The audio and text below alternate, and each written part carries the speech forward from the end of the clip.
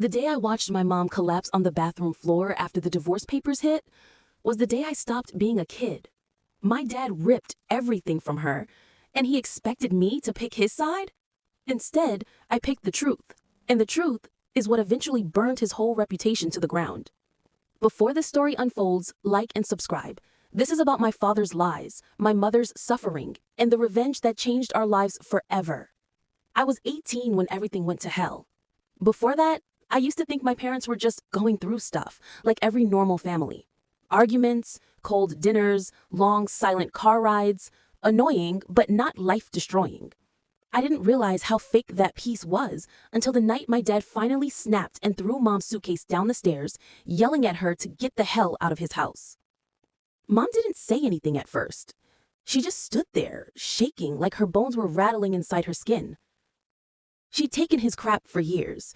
The emotional digs, the insults disguised as jokes, the "you're lucky I even married you" comments he threw around like candy. But that night, he crossed the line he couldn't walk back from. When she bent down to pick up the suitcase, he shoved her shoulder. Not hard enough to knock her out cold, but hard enough to slam her into the wall. The thud was sickening. She bit her lip so hard she tasted blood. I saw it. I saw the smear of red on her teeth. And something inside me burned. I yelled at him to stop, and he spun on me. "Stay out of it," he said, pointing that shaking finger in my face. "This is between your mother and me."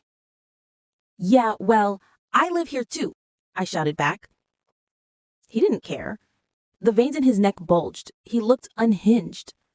He was tossing her clothes everywhere, like he was purging the house. Mom kept trying to gather her things, but he kicked the suitcase again, sending it skidding across the floor.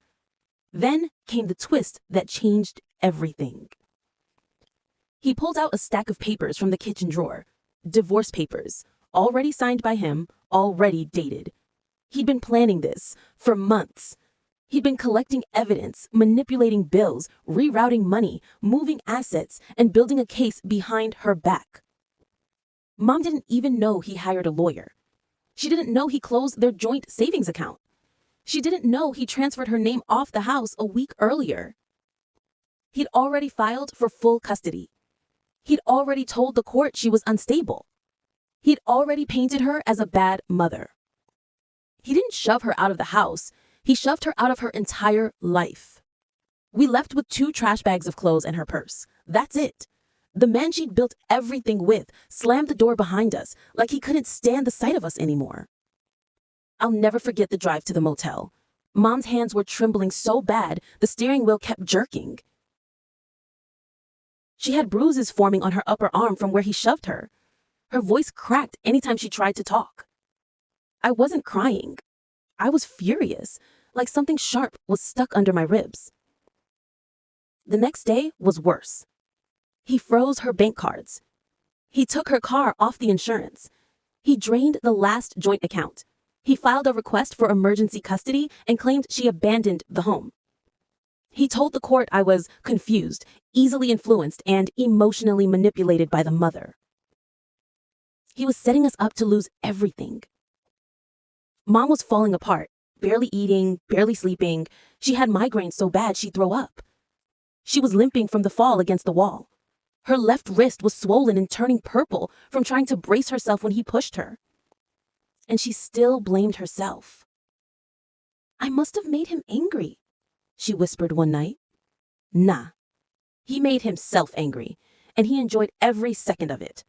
But I wasn't going to let him win. The first court hearing didn't just go bad. It went off a cliff. Mom and I walked in already wrecked, barely holding ourselves together. She had purple bruises climbing up her arm, her wrist wrapped in cheap drugstore bandages because we couldn't afford the urgent care bill yet. Her makeup was smudged from crying in the car. She looked like someone who'd been run over emotionally and then dragged for miles. Dad walked in like a damn politician. Clean suit, fresh haircut, shoulders back, fake confidence dripping off of him. He didn't even glance at Mom. He just eyed me with this condescending smirk that made my stomach twist. The judge looked at him the way people look at a well-groomed golden retriever, trustworthy by default. And he knew it. He leaned into that charm with every word. He started talking like he was telling some heroic war story, how he tried to save the marriage, how mom had emotional episodes, how she lashed out physically, how she abandoned the home in rage. It was all lies. Every single word. But he told them so smoothly, the court stenographer probably believed him too. Mom kept shaking her head weakly, whispering, "That's not true," under her breath. But her voice was so tiny, the judge couldn't even hear her. Or maybe she didn't care. Then his lawyer dropped a bomb that hit Mom so hard, her shoulders caved in. "She has shown patterns of instability, Your Honor. We believe she's unfit for primary custody." Unfit. Unfit. The woman who raised me alone most of my childhood because he was never around. Mom's chin started trembling. I felt her hand clutch mine under the table, her fingers cold, nails digging into my skin like she was trying not to vanish from the inside out. His lawyer wasn't done. Of course not. They showed pictures, edited out of context, making it look like Mom trashed the house. They cherry-picked texts from arguments, conveniently leaving out the part where he provoked everything. They twisted her apologetic messages into admissions of guilt. They made her sound dangerous. They made me sound manipulated. They made him sound like a saint. The judge lung along like she'd already made her mind up before we even stepped into the room. Then Dad decided to go even lower. He said, "She scared our child. She's been emotionally unstable for years. I've had to protect our child." Protect. From her. The only person who actually protected me. Mom broke. Right there. She put her face in her hands and sobbed that deep, choking sob where someone tries to breathe but their body won't let them. The judge paused the hearing because Mom couldn't maintain composure. No one paused it when Dad was lying through his teeth. Outside the courtroom, she couldn't even stand straight. Her whole body trembled like she was freezing, except it was hot outside. She couldn't stop crying. She was holding her wrist like it was burning. I tried to hug her, and she flinched. Not because she didn't want comfort, but because her ribs hurt from when he shoved her into the wall. The bruise had spread down her side, dark and ugly.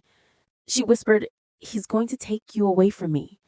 Not "he might," not "he's trying." He's going to. Because after that hearing, she believed it. The judge believed him. The lawyers believed him. Even some of his family believed him. We sat in the parking lot for an hour because Mom was too dizzy and sick to drive. She kept rubbing her temples, saying her head felt like it was splitting open. Her hands wouldn't stop shaking. She kept apologizing to me over and over, like she had failed me, like she was the problem. She whispered, "I'm losing everything." And I couldn't argue. Because it looked like she was right.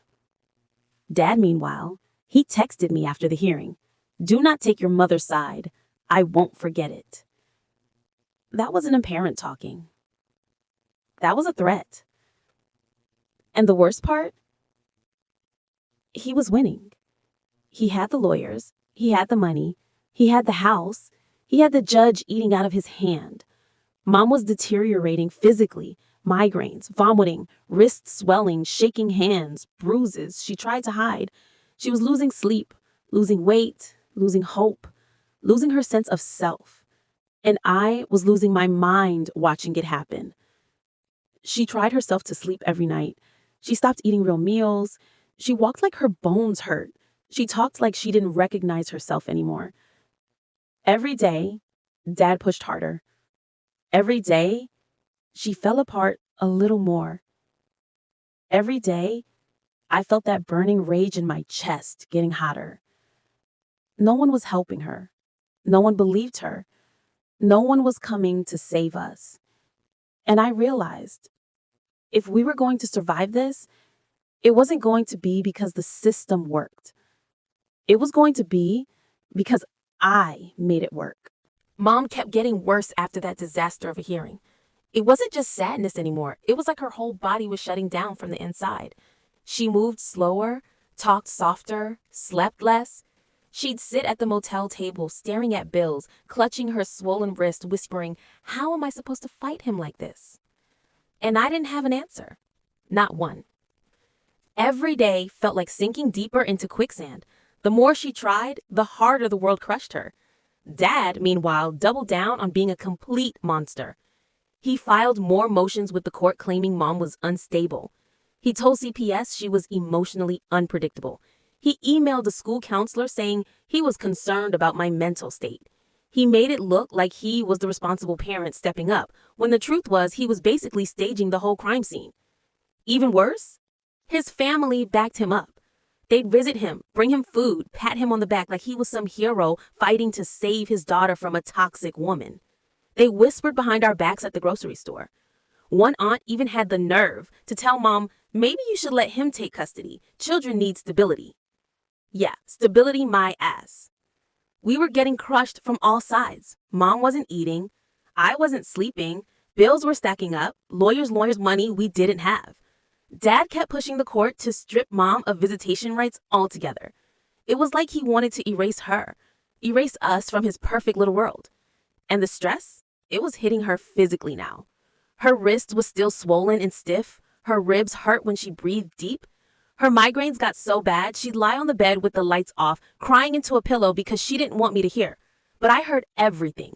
Every sob, every shaky breath, every whispered, hopeless apology she thought I wouldn't catch.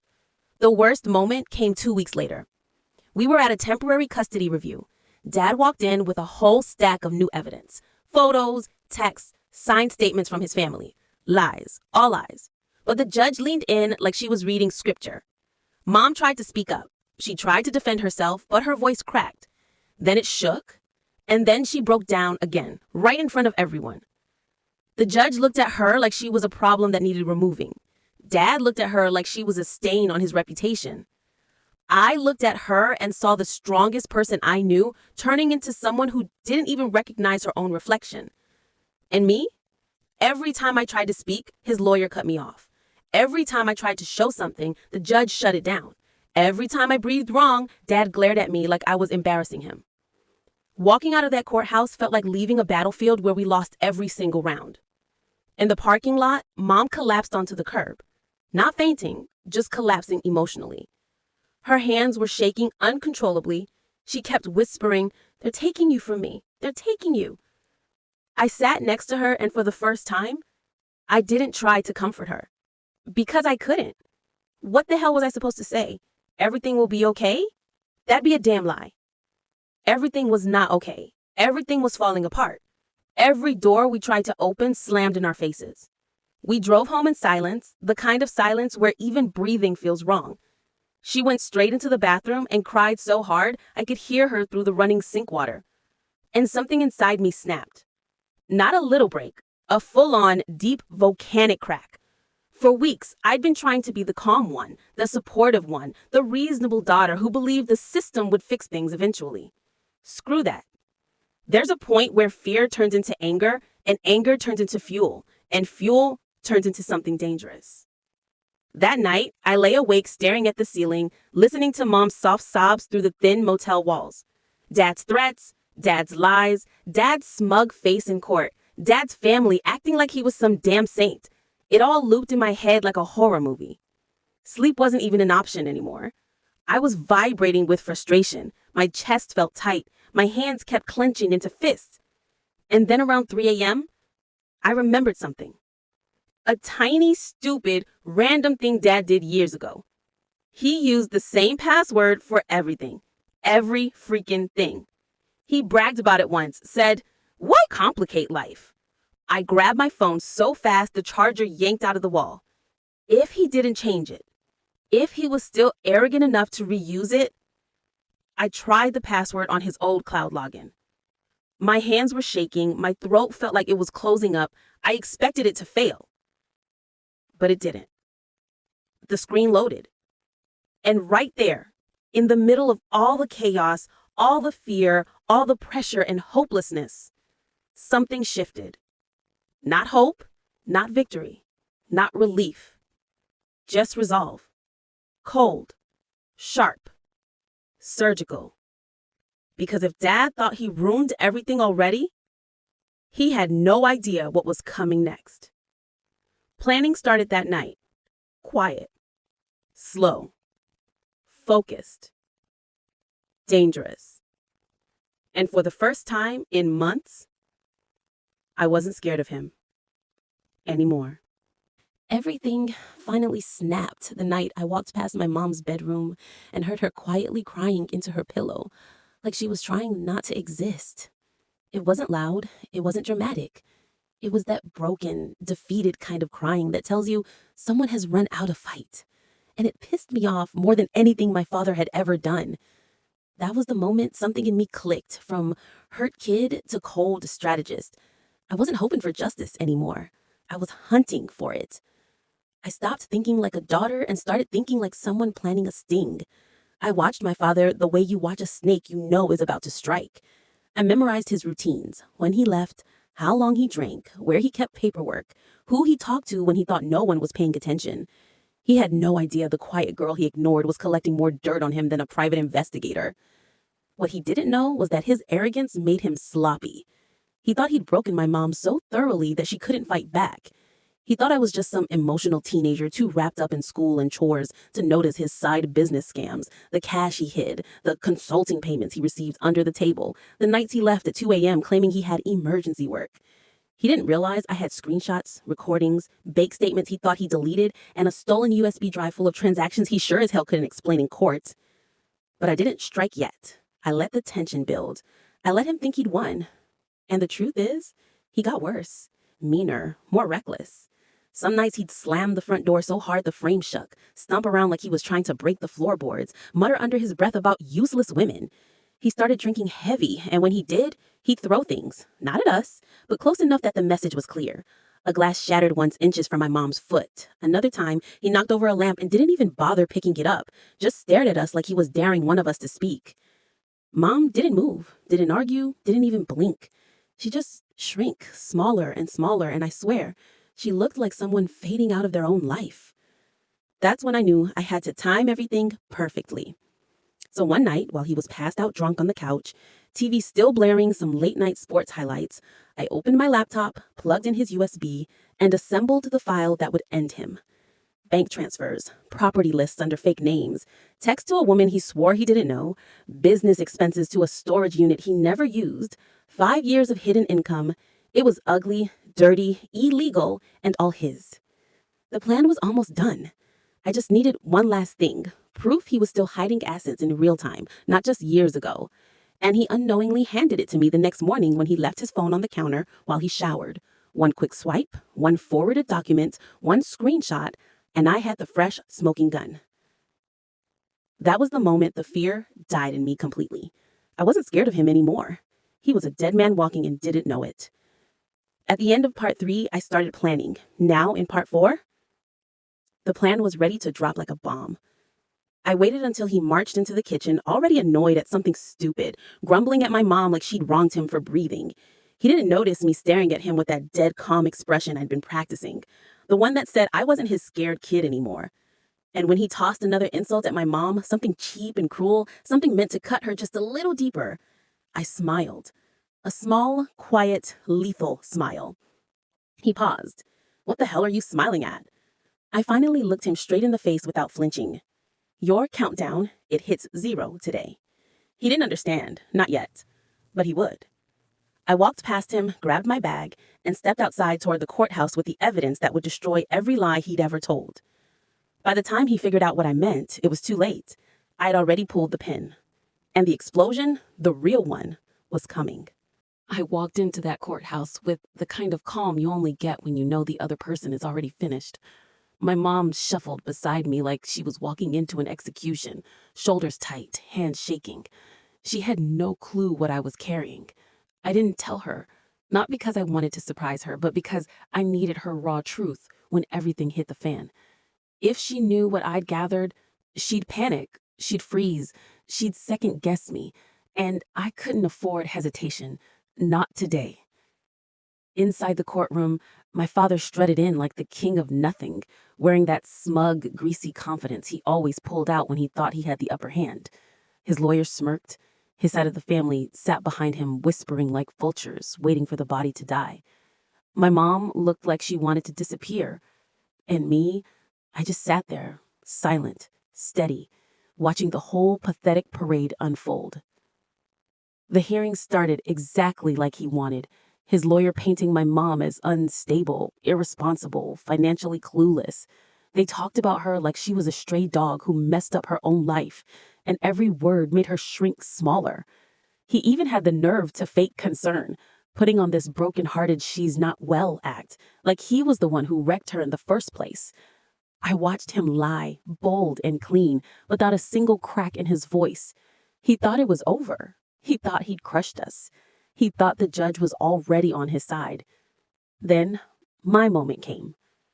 The judge asked if anyone else wanted to provide testimony or evidence. I stood up, calm, direct, zero hesitation. I do. My father's head snapped toward me so fast his neck popped. His lawyer frowned, confused. My mom looked terrified. She thought I was about to beg for her. I wasn't. I walked to the front, handed the judge the thick folder of everything I'd been collecting, and said one sentence. These are my father's undeclared assets, hidden bank accounts, falsified business records, and proof of financial manipulation during the marriage. Silence. So sharp you could hear the fluorescent lights buzzing. My father's face drained like someone pulled the plug on his blood supply. His lawyer grabbed the folder like he hoped it wasn't real. His aunt gasped. Someone in his family said, "Oh my God," loud enough to echo. The judge flipped through the papers, and I watched his expression harden. It was like watching a switch flip from neutral to pissed. My father tried to speak first. Big mistake. This is nonsense. She's a kid. She doesn't know what she's talking about. The judge cut him off like he was swatting a fly. Sit down. He sat. That alone told you everything. Then I was asked to speak, and I did, with every ounce of anger, truth, and clarity I'd been holding inside for years. I told him about the hidden cash, the late-night meetings, the drinking, the things he threw, the threats he never admitted to, the way he tried to break.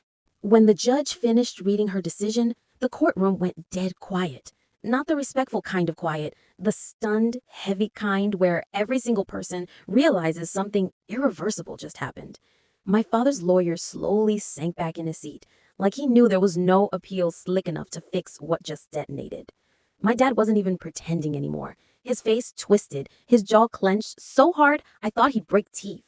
He muttered, "This isn't over," under his breath, low but loud enough that I heard it, and so did the bailiff, who shot him a warning look. But it was over, and he knew it. Mom won full custody. She got support backdated. She got access to every one of the accounts he hid. And the judge wrote in the ruling that his behavior showed a pattern of manipulation, concealment, and emotional harm. That sentence alone shredded his reputation worse than anything I could have said. His family turned against him right there in the hallway. One aunt pointed at him and said, "You embarrassed us all." Another just walked past him like he didn't even exist. The same people who worshipped him for years suddenly couldn't get away fast enough. He tried to glare at me, that same cold, "you owe me everything" look I'd grown up with. But for the first time in my life, I didn't flinch. I stared back, calm, steady, unmoved. And that pissed him off more than anything. He opened his mouth to spit something out. Blame, threats, excuses, the usual garbage. But before he could say a word, his own mother stepped between us. His mother. She shook her head and whispered, "You did this to yourself." He froze. His face dropped. And I swear, that one sentence hurt him more than losing the case. We walked out of the courthouse, and when the doors shut behind us, it felt like the weight I'd carried since the divorce. The chaos, the fear, the nights I heard Mom crying behind a locked door, all of it finally loosened its grip. Mom stood outside on the steps, breathing like she'd forgotten what clean air felt like.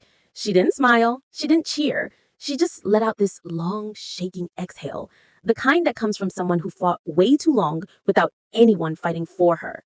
I stepped next to her. She squeezed my hand. No words, just a quiet understanding that we made it out. Not because the system saved us, not because justice magically appeared, but because I refused to let her drown. Later that night, Mom and I sat in our small kitchen, the cheap overhead light buzzing, the smell of reheated leftovers filling the room. Nothing glamorous, nothing cinematic, just peace. A kind of peace we hadn't tasted in years. She reached across the table and said, "I'm sorry I put you through all this." I shook my head. "You didn't put me through it. He did." She looked down, eyes glassy, like she finally believed it. And the truth hit me. Revenge wasn't some explosive, violent moment. It wasn't the courtroom, or the evidence, or even the ruling. The real revenge was watching the man who built his entire identity on control lose the one thing he never expected: power over us. We didn't just beat him. We walked away from him. We broke the cycle he thought we'd stay trapped in forever. My dad lost the house, the money, the image, the family respect. Every shiny thing he used to hide the rot underneath. And I didn't have to scream, fight, or stoop to his level. All I had to do was tell the truth. By the end of the month, he moved out of state. No goodbye, no apology, no sudden redemption arc. Just silence. The kind that follows someone who finally realizes they're the villain in the story they've been rewriting in their head for years.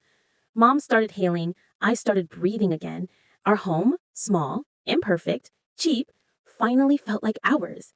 And sometimes late at night, when I think about everything he did, the lies, the manipulation, the bruises on Mom's arms he swore weren't his fault, the way he tried to turn me into a weapon against her, I remember the look on his face when the judge said the words, "Custody is awarded to the mother." That look will stay with me forever. That was the real ending, the real victory, the real revenge. And damn, it was worth every second of the war it took to get there.